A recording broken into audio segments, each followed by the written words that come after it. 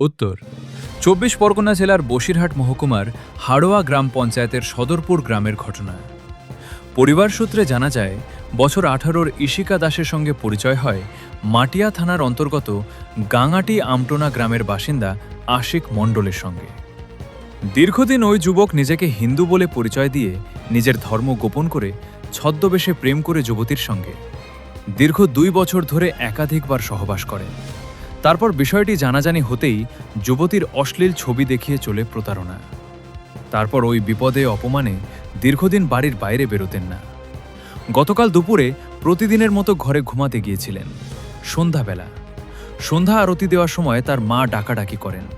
তারপরে জানতে পারেন তাদের মেয়ে ঘরের মধ্যে শাড়ি দিয়ে ঝুলে রয়েছেন। তৎক্ষণাৎ ওই যুবতীকে উদ্ধার করে পরিবারের সদস্যরা হাড়োয়া গ্রামীণ হাসপাতালে নিয়ে গেলে চিকিৎসকেরা মৃত বলে ঘোষণা করেন।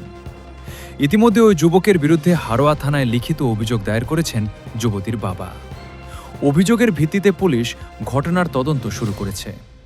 পরিবারের সদস্যরা জানিয়েছেন, তাদের কন্যা লাভজিয়াদের শিকার অবিলম্বে ওই যুবককে গ্রেফতার করে দৃষ্টান্তমূলক শাস্তি দিতে হবে। ওই যুবতীর অকাল মৃত্যুতে পরিবারের পাশাপাশি এলাকায় শোকের ছায়া নেমে এসেছে। কি হয়েছিল? কে উনি আপনার? আমার ভাইজি হয়। কি হয়েছিল? আমরা অনেকদিন আগে থেকে শুনেছিলাম যে কোনো বেধর্মীর সঙ্গে ওর সাথে সম্পর্ক। তখন আমরা ওদেরকে বারবার বোঝানোর চেষ্টা করি এবং গ্রামের সব লোকই ওকে বোঝানোর চেষ্টা করে, ওর বাড়ি থেকেও বোঝানোর চেষ্টা হয়।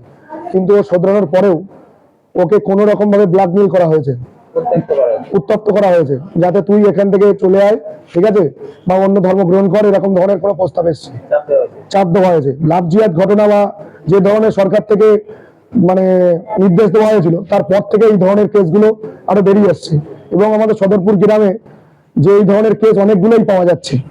এর বিরুদ্ধে আমরা সরকার তরফ থেকে বা প্রশাসনকে বলবো কড়াভাবেই পদক্ষেপ নিতে। আজকে তো দুপুর 2টোর পর থেকেই ওকে পাওয়া যায়নি, ঠিকঠাক মতন ঘরের মধ্যেই ছিল, এরকম ভাবে প্রত্যেকদিন কন্টিনিউ থাকে। একটা হিন্দু মেয়ের যেভাবে নিজের একটা আত্মসম্মানের ব্যাপার থাকে, তো আত্মসম্মানটাকে বড় হয়ে দেখে হয়েছে। যখন দেখেছে সেই কুপ্রস্তাবে, যখন ও প্রস্তাবে স্বীকার দিতে যায়নি, তখনই ও ওই সুসাইড করতে বাধ্য হয়েছে। আর এটা আমাদের মনে হচ্ছে। উনি যে মারা গেলেন, কিভাবে দেখতে পেলেন আপনারা? ওর মাই ফার্স্টে দেখতে পাই সন্ধ্যা আরতি দেওয়ার সময়। আমাদের যে হিন্দু সংস্কৃতিতে যে একটা আছে, সন্ধ্যের সময় গিয়ে দেখে, যখন দরজা খুলছে না তখনই জানলা ভেঙে বা জানলা উপর থেকেই তখনই দেখা গেছে। আর যেটা হচ্ছে থানায় অভিযোগ করছেন? থানায় অভিযোগ করা হয়েছে। ওপর নেতৃত্ব, আমাদের যারা নেতৃত্ব আছে সদরপুরের বা সংগঠনের যারা আছে, তাদেরকেও বলা হয়েছে। তারা সব বললো আমাদেরকে যে কেসটাকে দেখার ব্যবস্থা করবে। আপনারা কি চাইছেন? আমরা অবশ্যই তো দোষী সাব্যস্তি চাই, আমরা শাস্তি চাই। আমার নাম সুবীর দাস, সদরপুরেই বাড়ি। আমার ভাইজি হয়। দাদা, কি হয়েছিল? কে হয় আপনার? এটা আমার ভাগ্নি, নিজের ভাগ্নি হয়। এবারে এই একটা ছেলের সাথে বহুদিন ধরে, মুসলিম একটা ছেলের সাথে প্রেম সংক্রান্ত ব্যাপারে জড়িত ছিল।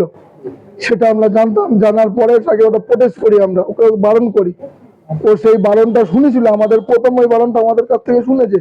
শোনার পরে ওই ছেলেটা ওকে আবার কি বুঝিয়েছে, তারপরে ও তখন আমাদের কথা শুনছে না, রীতিমতো বাড়ি কারোর সাথে কথাবার্তা কিছু বলতো না, প্লাস কারোর সাথে একটা ঘরের মধ্যে সবসময় শুধু খাওয়ার টাইম আর চান করার টাইমটা একটুখানি ও ঘর থেকে বেরোতো, আর কোনো টাইমে ঘর থেকে বেরোতো না। কেউ যদি ঘরে যেত, ও ঘর থেকে তাকে বের করে লক করে দিত ঘর। আবার আজকে বিকাল দুপুরবেলাও সেম কিছুই করেছে। আজকে বিকাল দুপুরবেলা আমার একটা ভাইজি, আমার দাদার মেয়ে, সে যায় ওর ঘরে, প্রথম যাওয়ার পরে ওকে ওর ঘরের থেকে বের করে দেয়। আজকে দুপুরবেলা দেওয়ার পরে ওর ঘরে লক করে দেয়, যেমন অন্য দিনে থাকে তেমনই আসে। এবার আমার দিদি সন্ধ্যেবেলা যখন সন্ধ্যে দেবে, তখন ওকে ডাকার জন্য গিয়েছে। দরজা খুলছে, দরজা খোলার জন্য সন্ধ্যে দেবে ঘরে, কারণ আমরা সনাতনী, আমরা সেই হিসেবে আমাদের বাড়ি সন্ধ্যেবেলা সন্ধ্যে বাতি দিতে হবে, সেই হিসেবে দিতে গেছে। গিয়ে দরজায় যখন নক করছে, দরজা খুলতে বলছে, তখন দরজা খুলছে না। বারংবার ডাকার পরেও দরজা খোলেনি। না খোলার পরে তখন এবার দরজাটা ভেঙে তখন দেখা যায় আমার ভাগ্নি গলায় দড়ি দিয়ে ঝুলছে, আত্মহত্যা করেছে।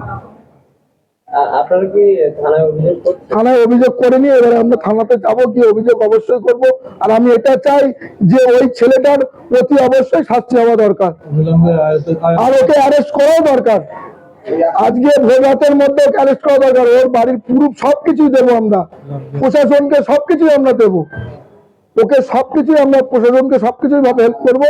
আমাদের শুধু একটাই প্রশাসনের কাছে দাবি যে সে যেন রাত্রির মধ্যে ওই ছেলেটাকে অ্যারেস্ট করে, এটাই আমাদের কাছে দাবি প্রশাসনের কাছে, আর কোনো দাবি নাই।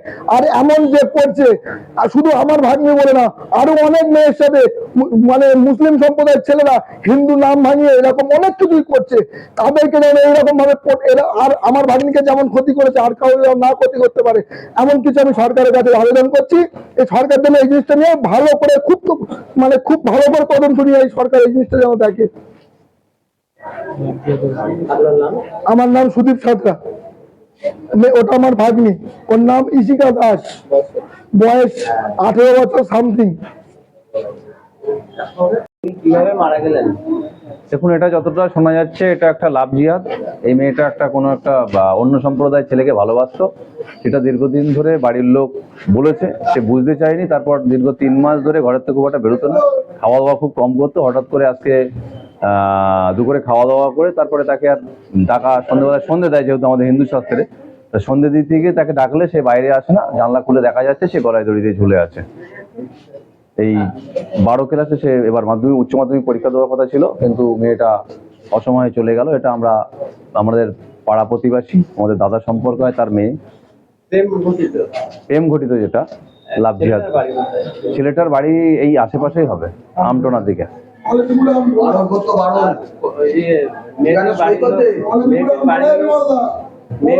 মেয়েটির বাড়ির লোক মানে মেয়েটাকে বাড়ানো হচ্ছে? হ্যাঁ, অনেকবার বারণ করেছে, এটা বারণ করা সত্ত্বেও সে শোনেনি। কিন্তু তারপরে কাউকে জানাতো না, সে বাড়ি ঘর থেকে খুব একটা বেরোতো না, যা করতো ঘরের মধ্যে করতো। কিন্তু ইতিমধ্যে যেহেতু রাজ্যে একটা বিল পাস হয়েছে লাভ জিহাদির, সেই হয়তো যার সঙ্গে সে ভালোবাসা ছিল সে হয়তো বলেছে যে লাভ জিহাদি বিল পাস হয়েছে, এই সময় আমাদের এসব কিছু করা যাবে না, সেই চাপে হয়তো সে আত্মহত্যা করেছে, এটা আমাদের মনে হয়। উত্তপ্ত তো করতোই। আমরা ফোন পুলিশকে জানাইছি, পুলিশ অবিলম্বে তার ফোন সিজ করেছে এবং বাকি তার সমস্ত জিনিস পুলিশ থানায় নিয়ে গেছে। পুলিশ তার কাজ করবে, পরে অবিলম্বে বেরিয়ে। আপনারা কি থানায় অভিযোগ জানাচ্ছেন? হ্যাঁ, থানায় অবশ্যই অভিযোগ জানানো হবে। কি চাইছেন? দোষীর শাস্তি হোক, যারা এই ধরনের কাজ করছে আমি বলবো তাদের আইনে যে সাজা হয় সেই সাজা হোক। আপনার নাম? বিমল দাস, আপনার প্রতিবেশী? প্রতিবেশী।